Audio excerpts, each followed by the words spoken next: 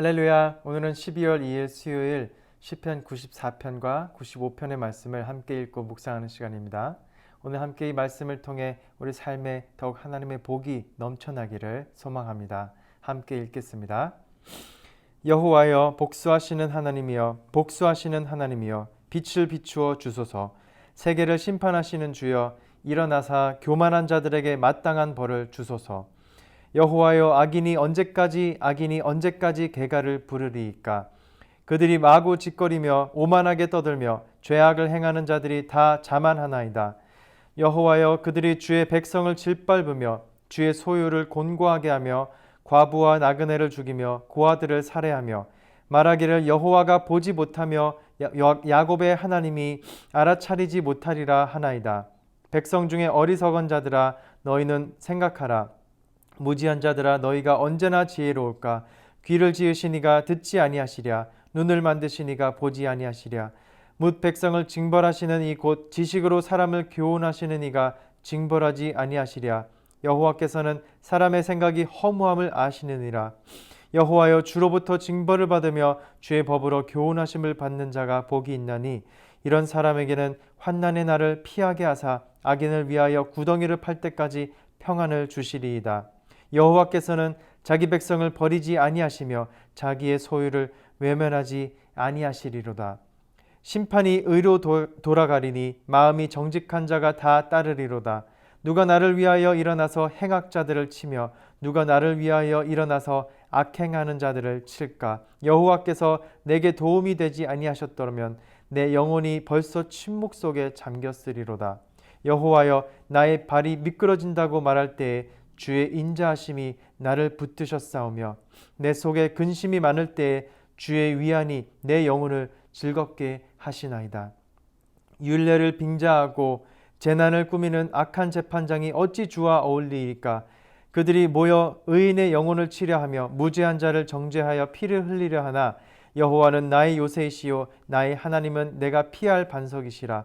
그들의 죄악을 그들에게로 되돌리시며 그들의 악으로 말미암아 그들을 끊으시리니 여호와 우리 하나님이 그들을 끊으시리로다.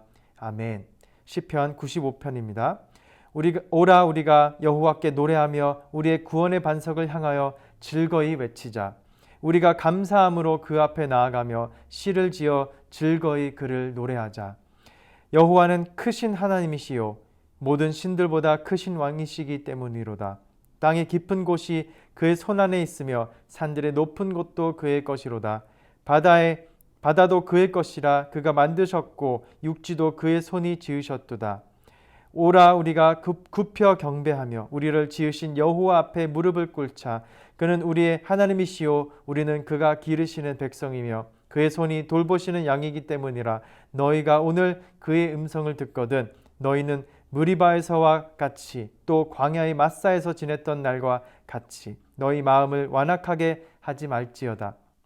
그때 너희 조상들이 내가 행한 일을 보고서도 나를 시험하고 조사하였도다. 내가 40년 동안 그 세대로 말미암아 근심하여 이르기를 그들은 마음이 미혹된 백성이라 내 길을 알지 못한다 하였도다.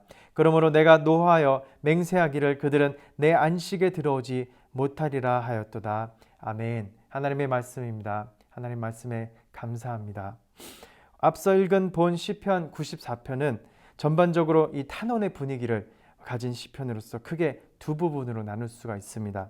앞에 1절에서 11절은 전체적으로 탄원의 분위기와 함께 백성을 향한 호소와 또 악인들 때문에 겪는 이 고난의 상황을 강조하고 있습니다. 이어서 12절부터 끝에 23절까지는 분위기가 반전되고 개인적인 차원의 탄원과 최종적인 신뢰를 선포하면서 마무리되고 있습니다. 그리고 이 시편은 고난 가운데 처한 공동체가 어떻게 여호와를 향한 신앙으로 그 고난을 극복해 나가며 가는지를 그 과정을 그려주고 있습니다. 먼저 기도자는 1절에서 그 복수의 하나님을 두 번이나 외치면서 그만큼 기도자의 이 억울함과 절박함이 극에 달해 있음을 보여주고 있는데요.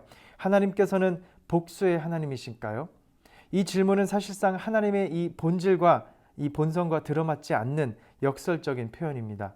그러나 이 시편의 이 표현은 그만큼 하나님의 본성을 표현한다기보다도 이 기도자 자신의 그 감정에 초점이 맞춰져 있고 그의 감정이 지극히 반영된 표현임을 짐작할 수가 있습니다. 그리고 2절에서 복수의 하나님은 이 심판자, 곧 재판관으로 표현되면서 복수의 차원이 아니라 이 합법성에 맞춰 판결하시기를 기도하고 있는 것을 볼 수가 있습니다. 3절에서 이 고난이 언제까지 지속될지를 물으며 이어서 악인들이 그 승리의 노래를 부르는 그 현실의 고난의 내용이 구체적으로 서술되고 있습니다. 그들은 말을 함부로 하며 거드름을 피우고 자화자찬을 하고 있습니다. 그들은 하나님의 백성을 짓밟으며 하나님이 주신 땅의 소유를 훼손합니다. 그들은 심지어 약자와 소외 계층, 곧 과부와 나그네와 고아를 살해하기까지 합니다. 이런 만행을 저지르는 악인들은 하나님의 현존과 그 하나님의 권능을 부정하기까지 하고 있습니다. 8절에서 기도자는 공동체 내부의 이 백성으로 눈을 돌려서 백성 중에 어리석은 자들과 또 무지한 자들이 없는지 생각하고 또 언제쯤 그들이 지혜로워질지를 책망하고 있습니다.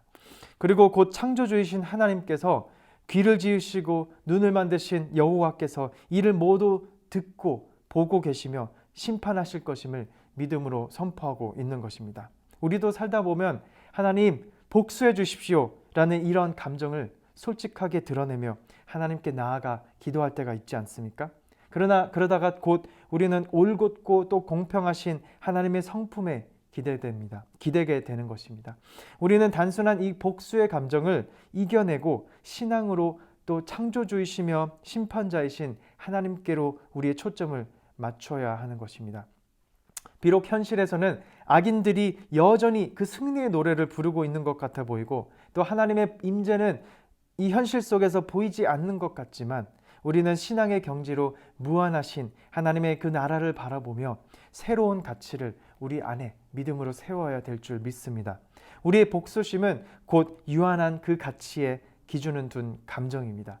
이런 감정은 언제나 있을 수 있고 또 자연스럽게 발생하곤 합니다. 그러나 여기서 우리가 멈추지 않고 하나님 앞에 나아가서 우리의 귀와 눈 그리고 자연과 만물을 우주 만물을 지으신 창조주 하나님 곧 심판자 하나님을 바라보면서 하나님의 현존에 그 초점을 맞춰 나아갈 때 그것이 우리의 유일한 희망이 될 줄 믿습니다. 신앙은 하나님께 피하는 도피성이지만 이것이 현실을 부정하고 또 도망치듯 나오는 나 혼자만 스스로 정신승리하는 것이 절대 아닙니다. 신앙은 유한한 것을 넘어서 무한한 것을 바라볼 줄 아는 그 지혜 안에 있을 줄 믿습니다. 또 하나님을 바라보는 것입니다.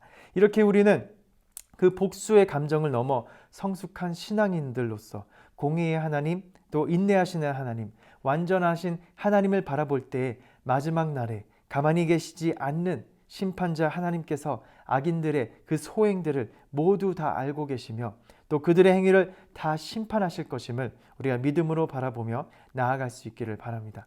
그러므로 우리의 기도는 계속되어야 합니다.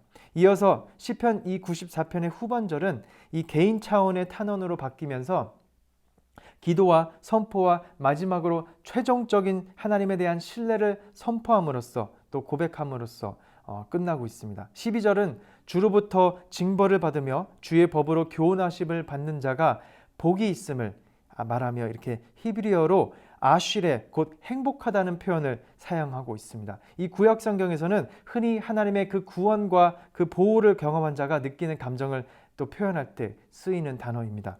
그러므로 본 시에서도 이 기도자는 하나님의 은혜를 깨닫고 또 변화의 근거가 되는 것이 곧 가시적이고 겉으로 보이는 그 어떤 현상에 있는 것이 아니라 하나님의 율법에서 받는 그 훈계와 가르침으로부터 오고 있음을 알려주고 있습니다. 이는 고난을 통해 신앙 성장의 과정으로 여기는 것이며 또 고난 자체가 그 자체가 아니라 그 너머에 그 너머에 계시는 문제보다 크신 하나님을 바라보며 하나님께 우리의 시선이 옮겨짐을 믿음으로 선포하고 또 고백하며 나아가는 것입니다. 이런 믿음의 사람에게는 여호와께서 평안함을 약속해 주시고 또 하나님은 절대로 자기 백성을 버리지 아니하실 것임을 우리를 외면하지 아니하실 것임을 우리가 믿음으로 또 선포하며 나아가는 것입니다. 기도자는 악인들에게 둘러싸여 여전히 고난을 겪고 있는 듯합니다. 또 우리의 인생도 그리 다르지가 않습니다. 악인들이 그때마다 합당한 대가를 받는다면 우리의 감정이 좀 덜 또 억울하겠지만 좀처럼 그것이 쉽게 일어나지 않습니다. 오히려 우리의 마음은 복수의 감정으로 가득해질지도 모릅니다. 그러나 오늘 이 시편 기자는 그것이 끝이 아니고 그것이 답이 아님을 우리에게 말해주고 있는 것입니다. 우리가 걸어온 지난 그 은혜의 삶들을 돌아보면 한 걸음 한 걸음 모두 하나님의 인자하심과 위안으로 가득함을 우리는 발견하곤 합니다. 그리고 다시금 우리를 괴롭히는 그 악인들을 바라보니 그들의 유한함이 우리의 눈에 들어옵니다. 우리에게는 요새와 피할 반석 같으신 그 하나님이 계시기 때문에 저들은 더욱더 한없이 문제보다 크신 하나님 앞에 작아 보이는 것입니다. 이보다 더 확실한 복이 어디 있을까요? 이보다 더 확실한 평안과 행복이 어디 있을까요? 하나님이 나의 편이시니, 하나님이 우리의 편이시니 우리가 무엇을 두려워하겠습니까? 하나님의 징계는 바로 우리에게는 복입니다. 아멘. 곧 행복이고 평안입니다. 왜냐하면 하나님은 경건한 자를 또 도우시고 인도하시고 악인을 가만히 두시지 않으실 것이기 때문입니다. 그러므로 우리는 하나님 앞에 계속해서 기도함으로 또 나아가 경건함으로 하나님 앞에 엎드려지기를 원합니다. 그리고 하나님의 심판의 때를 기다리며 그것이 우리의 소망이 되고 우리의 그 유일한 희망이 될 것임을 우리는 간절히 바라옵고 기도하며 나아가는 것입니다. 사랑하는 성도 여러분, 이것을 기억하며 우리가 묵상하고 또 기도하며 기대하며 나아갈 수 있기를 주님의 이름으로 축원합니다. 마지막으로 오늘 이어서 읽은 이 시편 95편은 감사함으로 나아가는 이 찬양과 경배의 시편으로 앞선 시편 94편의 이 탄원 상황과 그 가운데서 겪었던 고뇌, 그러면서 깨달은 하나님의 임재를 모두 아우른다고 할 수 있습니다. 3절에서 여호와는 크시고 모든 신들보다 크신 왕이시고 또 우리의 문제보다 크심을 다시 한번 상기시켜주고 있습니다. 이어서 모든 세상 만물이 하나님의 손 안에 있으며 창조주이신 하나님께서 그 모든 것을 창조하신 것임을 다시금 우리가 선포하며 이 시편 기자가 고백하고 있는 것입니다. 특히 8절에서는 광야 전승 가운데 이 무리바와 마사의 사건을 배경으로 하는 이 불평의 모티브를 언급하는 것을 통해 이 시편 기자가 경고의 신탁을 전하고 있습니다. 이 모티브의 이 발단은 바로 이스라엘 백성이 광야에서 마실 물 때문에 불편을 겪었던 그 사건이죠. 이스라엘 백성은 홍해 사건을 경험했음을 그 홍해 사건을 통해 하나님의 그 위대하신 구원과 그 역사와 그 기적을 경험하고도 이내 거듭 불평과 불만을 모세 앞에 늘어놓았던 것을 우리는 기억할 것입니다. 시편 기자가 이것을 다시 언급하는 것은 이스라엘 백성처럼 우리가 마음을 완악하게 또 굳게 하지 말 것을 경고하고 있는 것입니다. 여호와 하나님께 우리가 감사함으로 나아가기 위해서는 바로 찬양과 경배를 드리기 위해서는 우리의 이 고집과 교만을, 이 아집을 버리고 내려놓아야 하는 것입니다. 여기서 물은 바로 가시적인 어떤 가치관의 세계를 상징하는 것인데요. 보이는 것에 함몰되어서 창조주이신 그리고 모든 보이는 것의 그 통치자이신 하나님의 그 무한하신 세계를 보지 못하는 것은 곧 10절에서 말하는 것처럼 하나님의 길을 알지 못하는 것이며 또 11절에서 말하듯이 하나님의 무한하신 그 세계에서 맛보는 안식에 들어가지 못하는 결과를 초래하는 것임을 경고하고 있는 것입니다. 이것은 또한 우리의 길이요 진리요 생명이신 주 예수 그리스도를 믿지 않고 또 모르는 것과 같은 것입니다.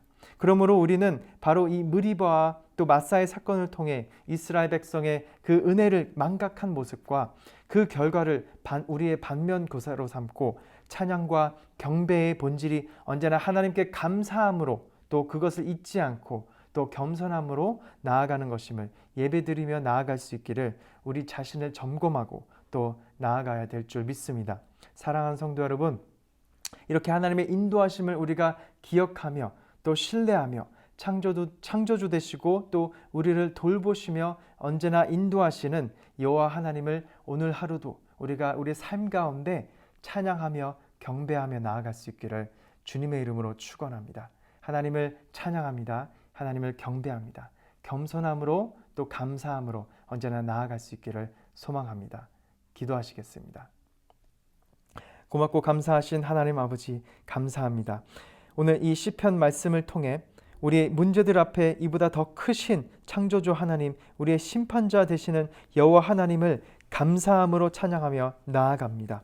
우리의 시선을 언제나 우리의 고난과 보이는 문제들에 두지 않고 우리를 인도하여 주시고 최종적으로 구원하실 하나님을 바라보며 나아가기를 간절히 바라옵고 소망하며 기도합니다. 우리의 유일하신 소망은 주님께 있사오니 오늘도 믿음으로, 오늘 하루도 믿음으로 승리하며 나아가 승리할 수 있기를, 또 말씀을 붙들고 나아가기를 기도합니다.